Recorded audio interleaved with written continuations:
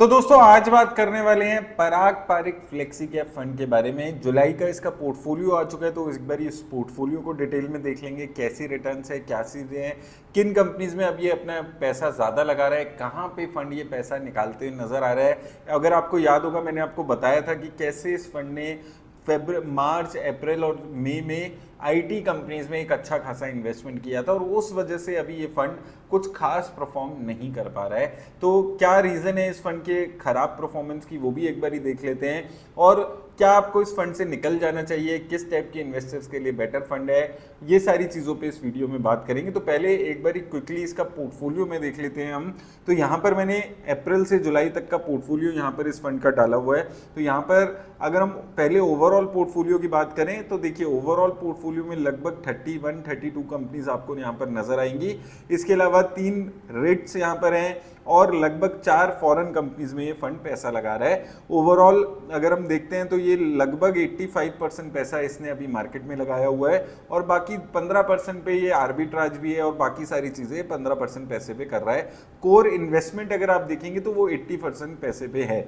जिनमें कंपनीज की कुछ बात कर लें तो देखिए मेजरली यहाँ पर लार्ज कैप कंपनीज ही इसके पोर्टफोलियो में आपको नजर आएगी। यहाँ पर HDFC bank, power grid, Coal India, ITC जैसी कंपनीज हैं, ICICI bank, Bajaj holding, Kotak Mahindra bank जैसी कंपनीज हैं। तो आपको लगातार इसमें यहाँ पर टॉप 10 में लार्ज कैप कंपनीज नजर आएंगी और मेजरली इसके पोर्टफोलियो में लार्ज कैप कंपनीज ही यहाँ पर इन्वेस्टमेंट में नजर आती है। अब सबसे पहले अगर आप आईटी सेक्टर को देखेंगे तो आईटी सेक्टर में इन्फोसिस में देखें अगर आप, तो लगातार इसने अपना जो पैसा था वो बढ़ाया था। अप्रैल से मई में इंक्रीमेंट हुआ, मई से जून में हुआ, हालांकि जुलाई में नहीं बढ़ाया।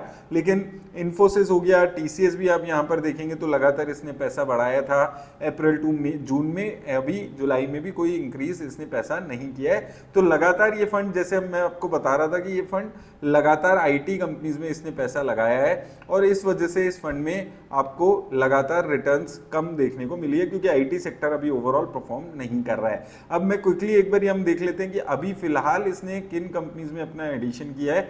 तो यहां पर अगर हम देखें तो ये लगभग आप देखेंगे 11 कंपनीज हैं जिसमें इसने अपना पैसा बढ़ाया। अब ये गैस सेक्टर में अच्छा खासा इंक्रीमेंट कर रहा है। यहाँ पर देखिए आईजीएल, एमजीएल, पेट्रोनेट, एलएनजी, ये 3 कंपनीज को अगर आप यहाँ पर फोकस करेंगे तो लगातार इंक्रीमेंट करता गया है। ये यहाँ पर अप्रैल में कुछ पैसा था, फिर इसमें से बढ़ाकर मई में बढ़ाया, जून में फिर बढ़ाया और अब जुलाई में फिर अच्छी खासी एलोकेशन इसने इंद्रप्रस्थ गैस में की है। सिमिलरली एमजीएल में देखें तो यहाँ पर भी लगातार इंक्रीज होते हुए नजर आएगा आपको, अप्रैल में, फिर मई में, फिर जून में और अभी जुलाई में भी।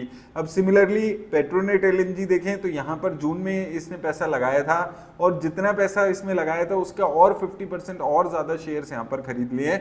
तो लगातार गैस सेक्टर पे इसका फोकस है। आईटी कंपनीज में, एचसीएल में फिर थोड़ा बहुत इंक्रीमेंट यहाँ पर होते हुए नजर आया है और मेजरली इसके अलावा कोल इंडिया, बजाज होल्डिंग जैसी कंपनी में कुछ कुछ पैसा इसने इन्वेस्ट किया है और पैसा निकाला किसी भी कंपनी में से नहीं है। तो ये मेजरली उन्हीं कंपनीज पे भरोसा करके फंड चलते हुए नजर आ रहा है। अब धीरे धीरे इन्होंने रेट्स में भी कुछ इंक्रीमेंट किया और रेट्स 4% के आसपास इसका हो चुका है। तो रेट्स एक सेफर इन्वेस्टमेंट बेट, कुछ साइड में पैसा आता रहे उस टाइप का इन्वेस्टमेंट है। और बाकी 4 कंपनीज हैं इसके पोर्टफोलियो में, Alphabet Inc, Amazon, Meta, Microsoft. इसमें ये लगातार सिमिलर पैसा इसने लगाया हुआ है, बहुत ज़्यादा चेंजेस कुछ नहीं करने मिल सकते।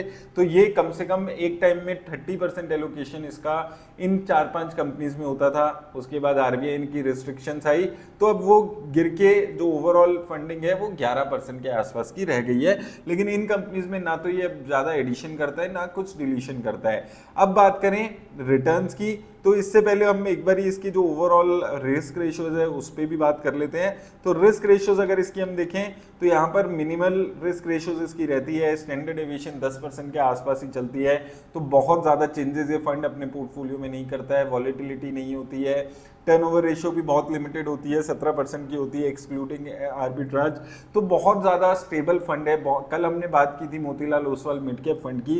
ये फंड और Motilal Oswal mid cap fund completely different funds हैं। यहाँ पर आपको बहुत ही स्टेबल रिस्क रेशियोज और सारी चीज़ें देखने को मिलती है। अब बात कर लेते हैं इसकी रिटर्न्स की। तो देखिए पराग पारिक फ्लेक्सी कैप फंड की रिटर्न्स पे अगर हम बात करें तो यहाँ पर एक वीक एक महीना, 3 महीने, 6 महीने, ईयर टू डेट, 1 साल, ये सारे पैरामीटर्स में ये फंड काफ़ी खराब परफॉर्म कर रहा है। 2026 में -3% के आसपास की रिटर्न रही है। 25-24 ये थोड़े से ठीक फंड रिटर्न्स रही थी, लेकिन अभी 2026 काफ़ी खराब रहा है। उससे पहले 2022 काफ़ी खराब साल रहा था इस फंड के लिए।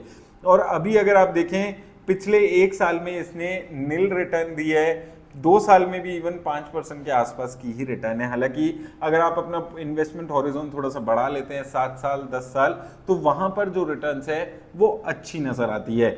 और ओवरऑल अगर हम बात करें इसकी रोलिंग रिटर्न्स पे, तो यहाँ पर भी एक फंड की एक खासियत रही है, आपको परफॉर्मेंस अच्छी लग रही है, बेकार लग रही है, लेकिन पिछले 3 साल में और पिछले 2021 से अभी तक हम देख रहे हैं, हर 3 साल के पीरियड की अगर हम यहाँ पर बात कर रहे हैं, ये फंड आराम से अपने जो बेंचमार्क इंडेक्स है उसकी रिटर्न को 3 साल में बीट करते हुए आ रहा है। चाहे हम जून 2023 से 26 का पीरियड देखें, चाहे आप जुलाई 2022 से 25 का देखें, चाहे आप 2021 से 24 का पीरियड देखें, कभी कम कभी ज़्यादा, लेकिन ये फंड इजीली अपने बेंचमार्क इंडेक्स को बीट कर पा रहा है। और देखिए, मैं इस फंड के बारे में आपको एक ही चीज़ बार बार बोलता हूँ कि ये एक स्टेबल फंड है। अगर आप सोच रहे हैं ये फंड 40-50% की रिटर्न दे देगा, तो कभी नहीं देगा।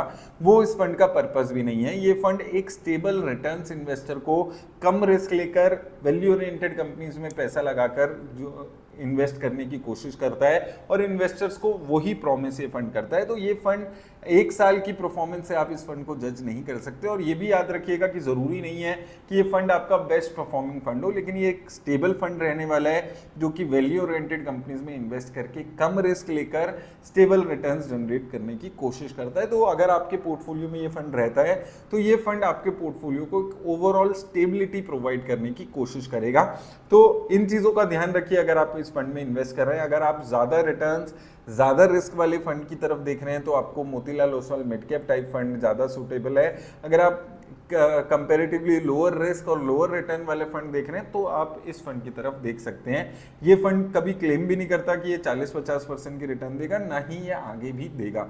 तो उम्मीद है आपको हेल्प मिलेगी इस वीडियो से दोस्तों। धन्यवाद।